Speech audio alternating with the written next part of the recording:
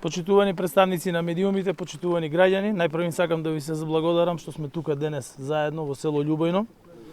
Ви благодарам на присуството на овој голем ден за нас, за нашето културно наследство, за македонскиот јазик.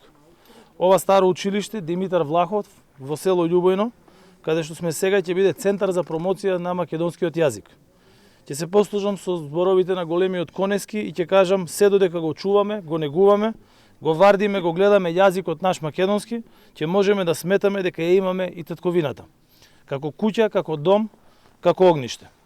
И ова старо училиште во Љубојно, вековно огниште на употребата на македонскиот јазик, второ училиште во државава каде по Втората светска војна започнува настава на македонски јазик, ја потврдува констатацијата на нашиот јазичен визионер Блаже Конески, но и вербата на Кочо Рацин, Славко Јаневски, Ацо Шопов и низа други автори, дека активната употреба на македонскиот јазик е неговата најголема промоција.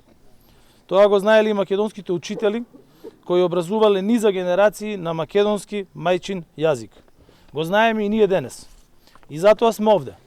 Владата ја донесе одлуката и Министерството за култура веќе започна действија за реконструкција и ревитализација на објектот на старото училиште тука во Љубојно и негова адаптација во Центар за промоција на македонскиот јазик. Со грижата за овие објекти кои што се дел од нашето јазично и културно наследство, ја испраќаме пораката дека оваа влада се определи за заштита и афирмација на македонскиот јазик дома и во светот. И продолжуваме во таа насока, со што го штитиме и афирмираме и нашиот посебен македонски национален идентитет. Денес јасно и гласно во официјални изјави на европските лидери и на представници на меѓународната заедница се употребува терминот македонски јазик.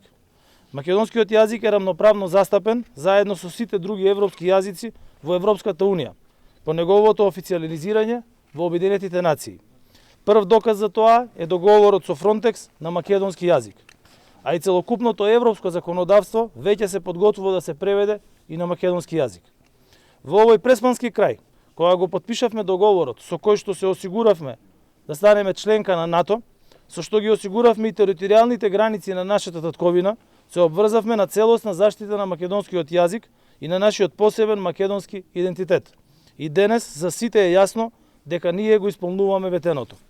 Како влада активно продолжуваме со посветеност кон нашето историско и културно наследство, што не дефинира и не определува како народ и како држава. Од преспанско Љубојно, денеска одиме и во ресинското село Курбиново, каде што се наоѓа еден од најзначајните споменици на културата, манастирската црква Свети Ѓорѓија, позната по најстарото сочувано ѕидно сликарство и несекојдневен пример на византиска уметност од крајот на 12 век. Таму се реализирани неколку проекти за заштита и конзервација, со што активно се работи на зачувување на ова огромно наше културно богатство.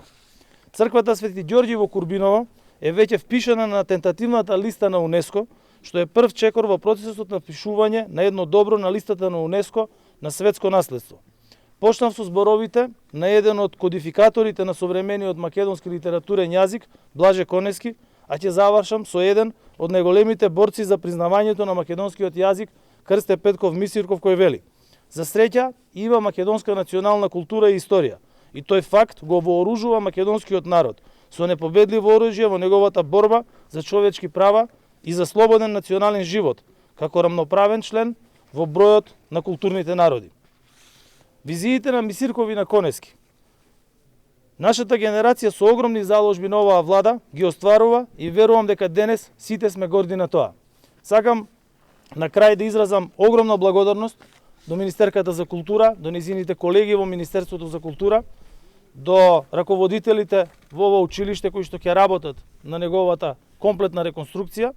Сакам да се заблагодарам и на невладините организации кои што во текот на изминатите години и децении постојано го промовира овој крај и неговото значење за македонскиот јазик, и исто така на поединци кои што се наши општествени работници, дел од нив и медиумски работници, кои што исто така не оставија да ова училиште биде оставено на забот на времето, а владата потврдува преку веќе одобрениот проект и веќе одобрените средства дека ова руинирано училиште ќе стане еден од најзначајните споменици на македонскиот јазик и воопшто на нашата култура и идентитет.